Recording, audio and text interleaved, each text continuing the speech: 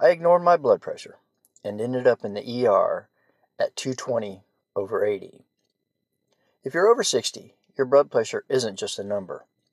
It's one of the biggest predictors of whether you stay independent or end up in a hospital.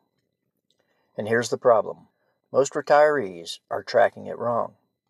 High blood pressure is called the silent killer for a reason. Often, a person with high blood pressure will not experience any symptoms. It increases your risk of heart attack, stroke, and even dementia, and can lead to organ damage. And it doesn't take years. It can escalate quickly if ignored. On this channel, we break down retirement health into simple, practical steps.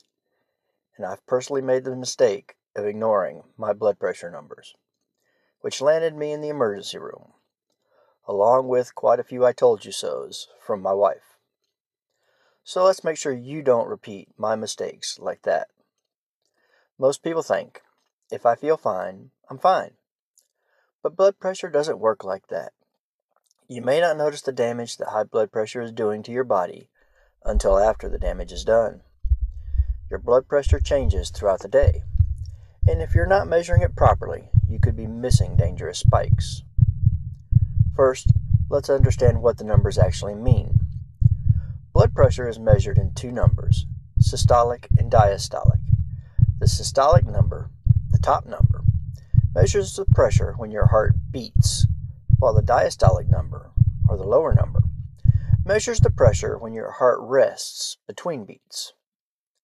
For many seniors, under 140/90 is considered acceptable, but recent research like the Sprint studies suggests lower, closer to 120/80, may reduce cardiovascular risk, though the study did indicate there is a correlation between intensive treatment to lower blood pressure and increased side effects from the treatments, so it can be a balancing act. But here's the catch. Lower isn't always better for everyone. There is no perfect blood pressure number for every senior, only the right range for your body. Work with your healthcare provider to determine what your goal number is. Here's the most important thing you can do starting today. Measure your blood pressure correctly. Sit quietly for 5 minutes, feet flat on the floor, back supported, with an empty bladder and arm at heart level. Then take 2 readings, a few minutes apart, and use the lower number. Do this in the morning and before bed, and track it for 2 weeks, calculating the average of the two numbers, and that's your real baseline, not a single random reading.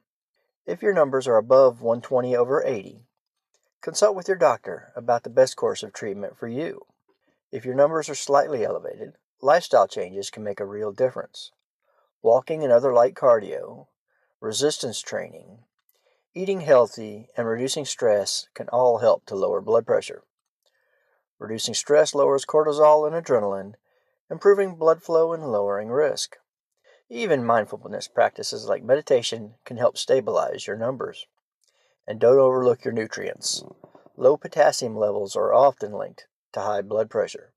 There's also growing research around compounds like NMN, which may support cellular health by boosting NAD levels, which then boosts SIRT1 levels, both of which decline as we age. But this is still being studied. Always talk to your doctor before adding anything new. Because here's the reality. Ignoring your blood pressure doesn't make it go away. There's not a warning sign. I learned that the hard way after not taking any medication for about a month and a half, when mine spiked to 220/80. Not a warning sign. That's an emergency. It took about 6 months to get my blood pressure back down to a normal range, with medication and lifestyle changes. So remember this, your blood pressure isn't just a number. It's a daily signal telling you how your body is doing. Measure it right, track it consistently, and take action early. Because the goal of retirement isn't just living longer, it's living well. What is the highest your blood pressure has measured?